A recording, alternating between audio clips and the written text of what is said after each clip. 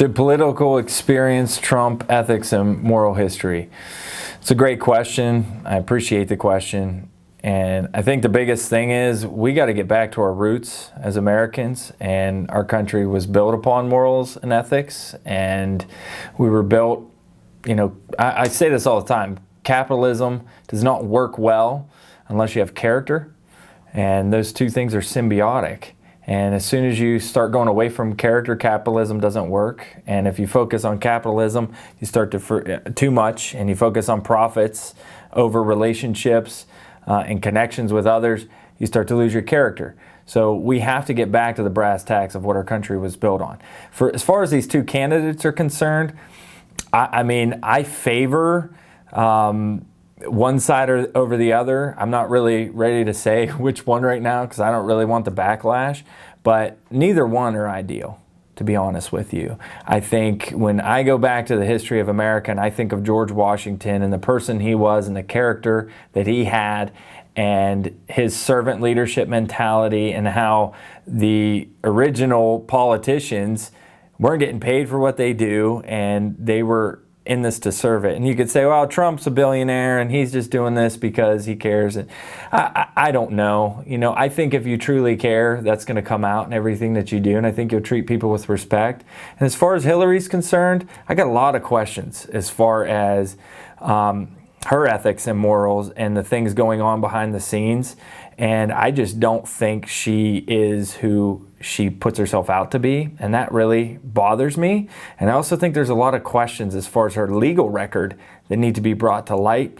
And I think if a person is innocent of things that they're being accused of, they come out and they're very bold and honest about it. And I just don't think she is. So I think as an American people, unfortunately, in this election, we're going to be choosing between the lesser of two evils.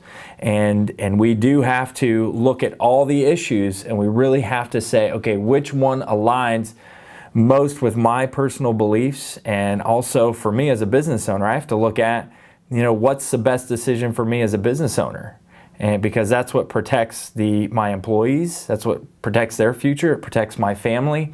And so I've got to look at that. But for America to be great again, as Trump says, the American people have to go back to our roots. And we have to go back to grassroots, meaning we've got to believe again as individuals. Because the Constitution says we the people, not they the politicians, not they the business owners, not they the superintendents of schools.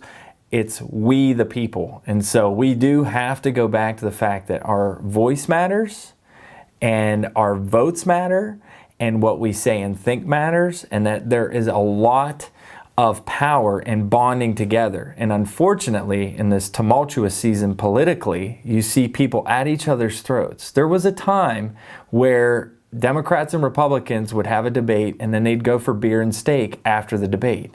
And they got along and they were friends and their families were friends. And it wasn't all this tumultuous infighting that you're seeing today, which I think is ridiculous. I think we have to go back to honor and honoring each other and caring for each other because we are all Americans.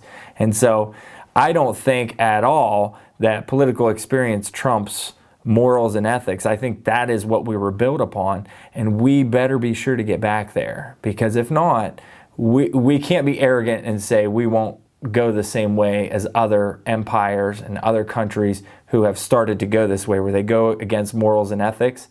We cannot be foolish and arrogant enough to think that the same thing won't happen to us. Regimes can fall every day, but character stands true forever, and that's what we have to go back to.